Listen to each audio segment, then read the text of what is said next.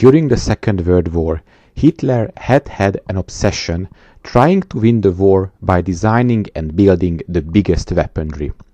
Some of these concepts never made it past the drawing board, but some did go to mass production, and one of these was the huge Jagdtiger tank destroyer.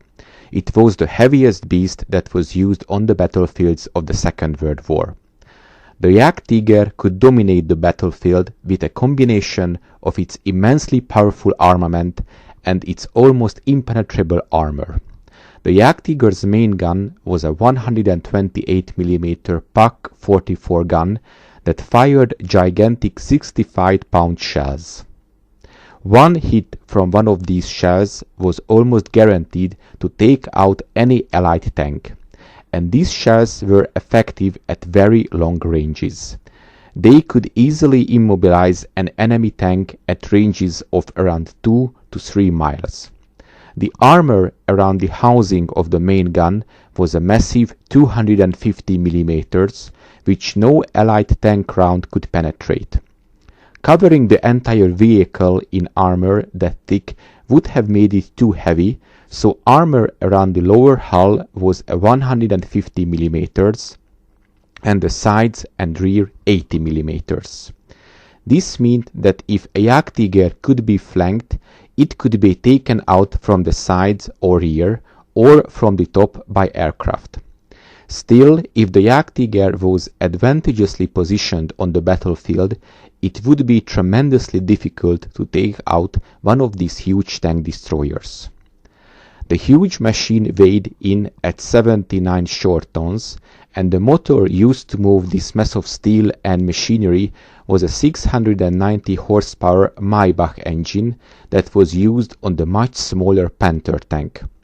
While the engine was fine for moving the Panther around, it struggled enormously with the Jagdtiger. One of the most famous tank battles involving the Jagdtiger was the Battle of Chaumont in the morning of 23rd of December 1944. The village of Chaumont is located 11 kilometers south of Bastogne. During the dark days of December 1944, a fierce battle went on in the vicinity of the village between the 4th American Armored Division and the German Panzer Lehrdivision. Bastogne was almost entirely encircled by German troops, and this battle was needed in order to liberate the city. According to the words of the commanding officer of the 8th Tank Battalion, 4th Armored Division, it was a platoon of 4 Jagdtigers. Tanks in front of me had been hit. B Company was downtown, and you cannot turn because of the narrow streets, so we are very vulnerable. I told my driver to start backing up. I began to breathe a bit easier when it seemed we were out of the range. When suddenly I'd heard this loud sound just for an instant. The whole tank was pushed forward as if a sledgehammer had hit it.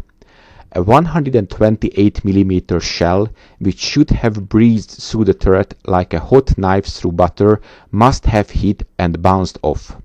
I shouted at the driver, "Keep going." As we were moving back, I noticed there was a seam in the tank turret with daylight showing through it, so I knew something had hit the turret. We finally pulled the tank out of range. I asked myself the question, why are we still here? Why did my tank survive this battle when it had this terrible blow? The Jagdtiger's 128mm shell hit it and was deflected.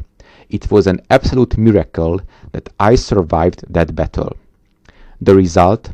The Americans lost 18 tanks to no loss to the Jagdtigers. It was a total disaster, and the 4 Jagdtigers turned the battle on its head. Thanks for watching. Please subscribe and support my channel on PayPal. Details in the description box.